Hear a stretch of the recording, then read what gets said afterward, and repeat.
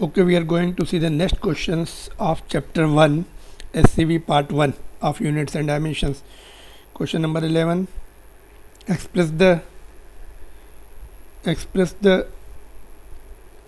power of 100 watt bulb in CGS system of units. Okay, so let's see. Power is 100 watt, power is 100 joules per second. Now we'll convert it into the CGS unit. Joules is 1 joule is equal to 10 to the power 7 ergs, right, or second as it is. So this comes to be 10 to the power 9 ergs per second, right. Direct conversion can be done.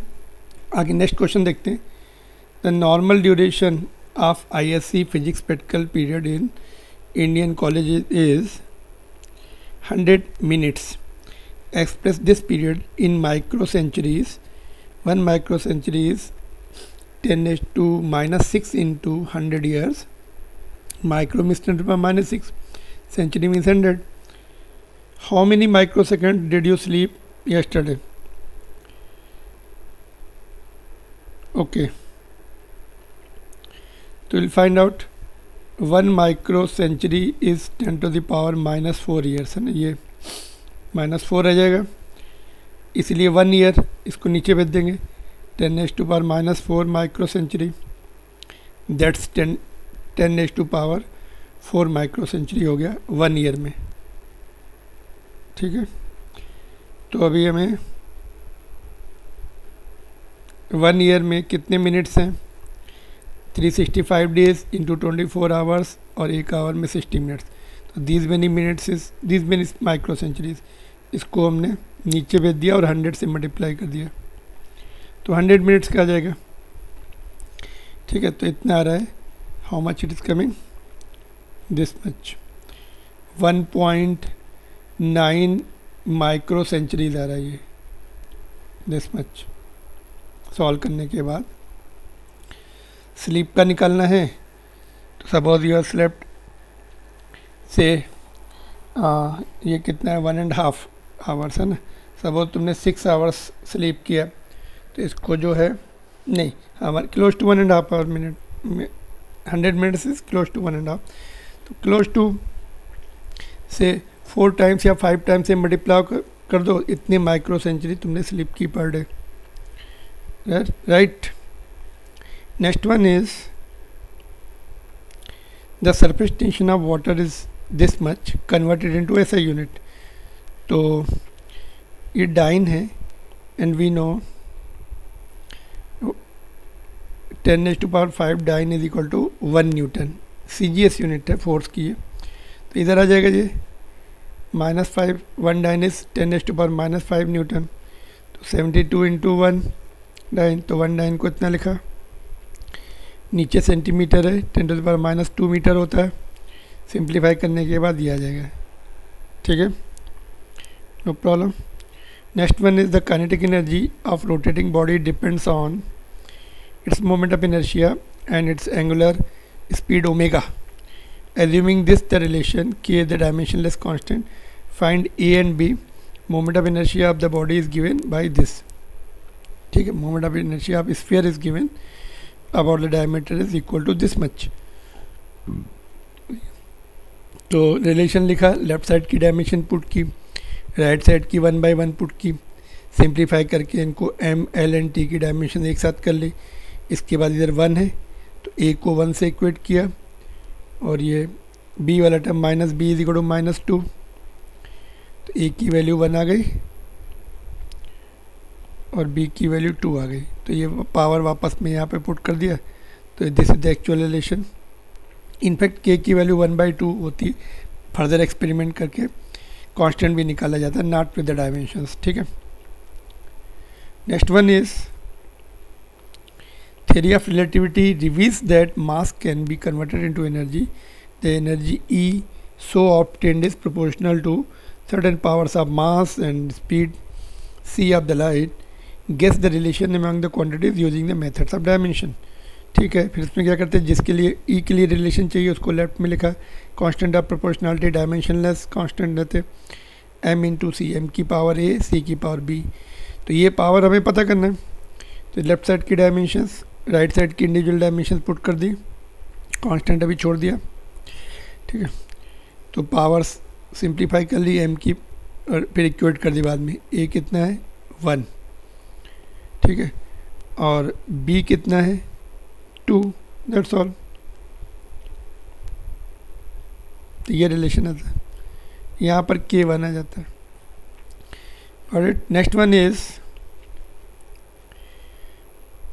let I be the current through the conductor, R its resistance, V potential difference across its ends. According to Ohm's law, product of two of these quantities equals to the third. Obtain Ohm's law from the dimensional analysis. Dimension formula for R, V is given respectively. ठीक है, तो हमने assume किया V is equal to dimensionless constant, I की power A पर depend कर रहा है, R की पावर B पर। फिर से लेफ्ट साइड की डायमेंशन, राइट हैंड की डायमेंशन पुट करके सिंप्लीफाई किया और m की डायमेंशन इक्वेट की 1, है ना, और फिर लास्ट में ये वाला जिसमें a है वो की उसकी डायमेंशन इक्वेट करेंगे so that a and b दोनों आ जाए।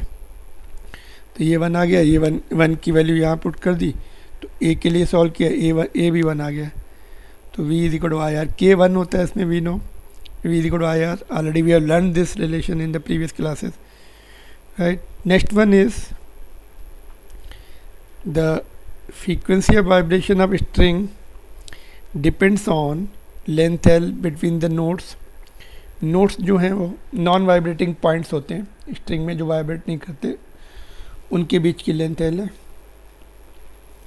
The tension F in the string and its mass पर यूनिट लेंथ m, ठीक है। Guess the expression for its frequency from the dimensional analysis.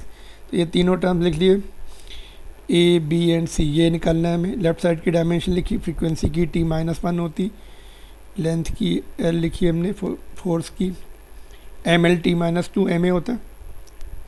ये देखो मास पर यूनिट लेंथ है, केवल मास नहीं है, मास पर यूनिट लेंथ है ना, यहाँ पे देखो, तो उसकी भी डायमेंशन लिख दी। उसके बाद फिर हमने कलेक्ट किए टर्म्स सभी m l एंड t वाले, फिर पावर इक्वेट कर दी, ये b plus C should be 0, इधर लेफ्ट साइड में 0 है। सिमिलरली ये वाला टर्म भी 0 होना चाहिए और ये वाला टर्म -1 के बराबर होना चाहिए यहाँ पे लास्ट में। पहले b की वैल्यू आ गई, फिर हमारी c की आएगी फर्स्ट इक्वेशन से, ठीक है, दोनों माइनस के रिलेशन। अब ये दोनों वैल्यू इसमें डाल दी हमने, ठीक है।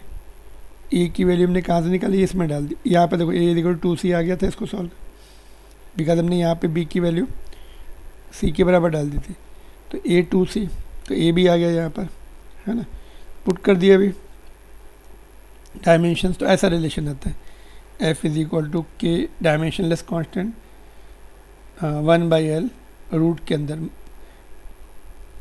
पावर हाफ एंड -½ है, -½ वाला डिनोमिनेटर में चला गया, ठीक है। Next one is test if following equations are dimensionally correct और नॉट।